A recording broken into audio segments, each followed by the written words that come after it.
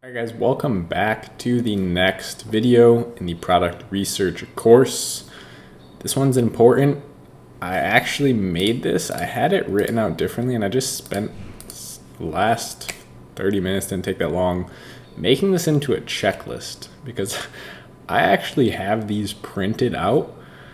And every time I'm going to sell a new product, I have a pen next to me. I'm going to show you, but it's over there. I actually check off these things and it's become so repetitive.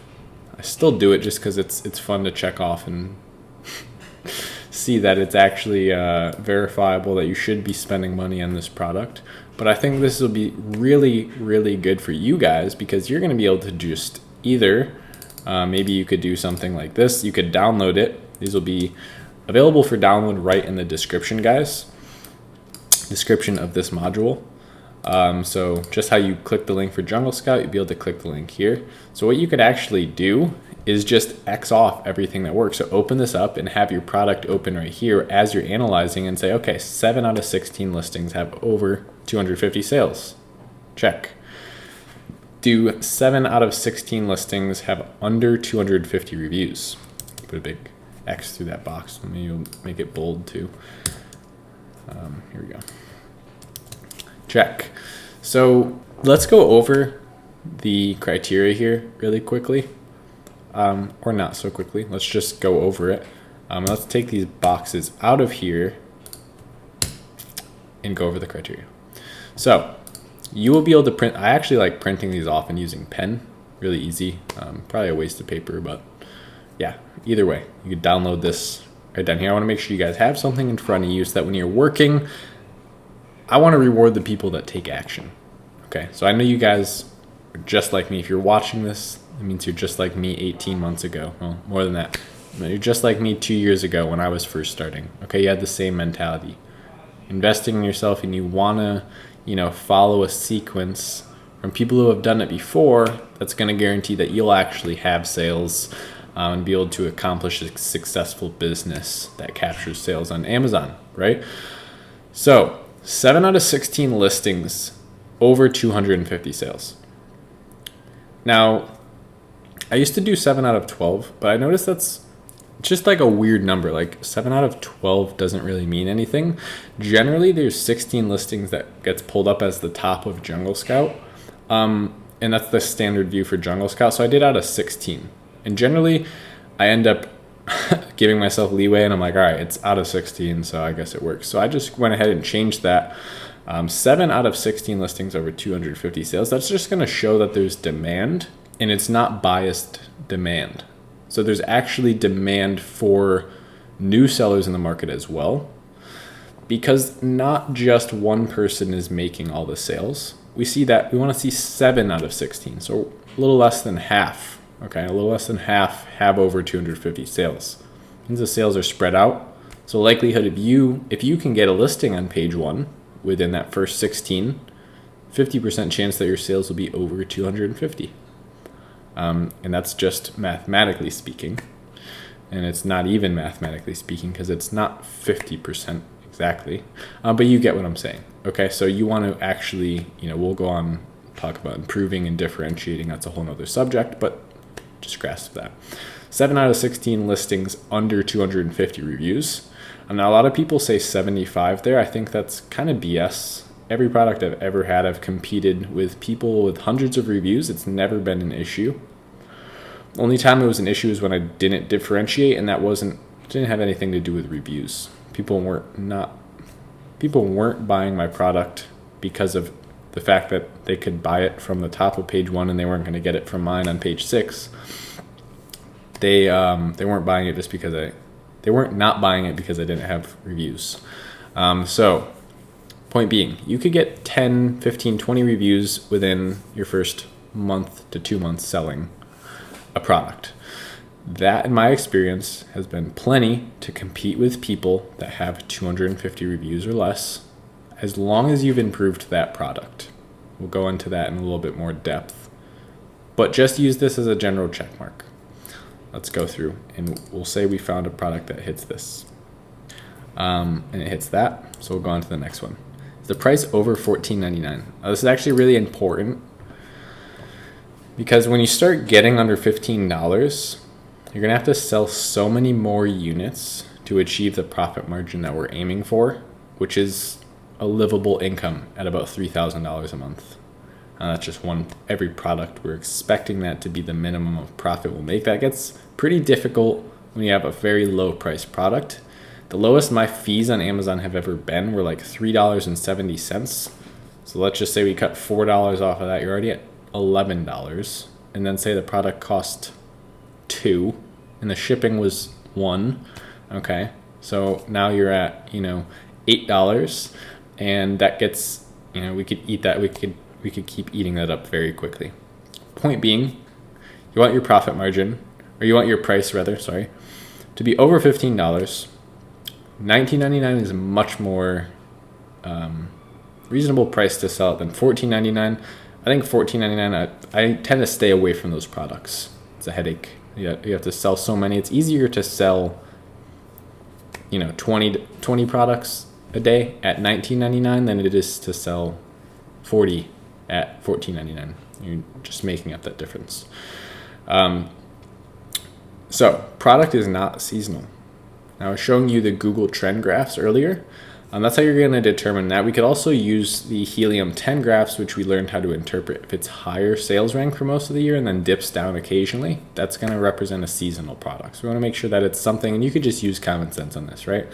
If it's a Santa's hat, that's a seasonal product. Okay, that was a good example that we used. Less than 5 pages of results would be the next one. So I hate that it's not staying bold. How do we get this to just stay bold? Every time you click in somewhere, it changes. Less than 5 pages of results. So basically that's just narrowing down the odds, right? If there's an average of, 50 sellers or 25 sellers per page, whatever it ends up being, it changes sometimes. I don't know why. Maybe it doesn't. The less sellers there are, the less people you're competing with, the easier it will be to stand out. My best product ever, which sadly there was a copyright on and I only sold it for a couple months, was making $500 a day. That product had a copyright on it, and I wasn't able to sell it anymore. So had I met this one down here, it would have been amazing. But the reason that was so successful was because I made a better listing and there was only 1 page of results. So I crushed that criteria here. Yes, there was less than 5. There was actually way less than 5. There was 80% less than 5. 1 page. And that went very well. So we're going to try and replicate that with more products that aren't copyrighted. And we're going to do the same for you. Can you improve the product? So that's going back on, are all the listings bad of your competitors? Is there a common complaint amongst the, a lot of these products are just going to be straight off of China, no innovation. So can we come in, change that product and make it better? Wow, what just happened? Can we come in, change that product, and make it better? Can you add something? Can you differentiate? Some products you just can't, like a comb. You can make it wooden, you can make it plastic, you can make it metal. That's about all you could do with a comb. No big brands. So that's common sense, right? You don't want to try and sell tools against Black & Decker or Stanley. So that's, again, I don't think I have to explain that one too much. You guys are smart people. This is just a pet peeve of mine, but I want it to look like it's a thick X. Is there search volume? So a lot of products people will show me, and the sales aren't coming from Amazon. So a lot of people will use Amazon as a platform to capture sales, but have most of their sales coming from offline. So maybe Facebook ads or Instagram, or maybe they sell at a physical location. They're driving traffic to their Amazon page, but we just see a lot of sales coming in. So it's important. We're going to actually check this with a tool called Keyword Scout, which is within the web app. It's one of the reasons I recommended it. The main reason actually is to figure out if there's search volume, right? So you want to make sure that people are actually searching for this product on Amazon, because that's how we're going to get the majority of our sales. I'm done with the bold thing. Under 1.5 pounds. Now again, we spoke on this a little bit within the web app. You don't want something to be too heavy because it's going to be expensive to ship. found that that's my sweet spot. Most of my products are actually under half a pound. I tend to find pretty light products. Those, surprisingly, you can make a lot of money. Something doesn't have to be big to be expensive, and vice versa. So next one would be not sold in most physical stores. Another way of saying this would be that it's not a commodity, right? So it's not like toilet paper. It's not nail clippers. Okay, things that you could buy at Walgreens, probably shouldn't sell it on Amazon. However, hipster stores like Urban Outfitters, sometimes you'll find some cool like tech items in there. And that could actually be a fun way to find products. But for a general rule of thumb, we're not going to sell a ream of paper. We're not going to sell a notebook. We're not going to sell a coffee mug. We're not going to sell, I could just look around my house. If it's in my house, that's a bad rule. If it's in your house, you might be able to sell it. But if you could go to Walgreens, you could go to Target and buy it, it's probably not a good product.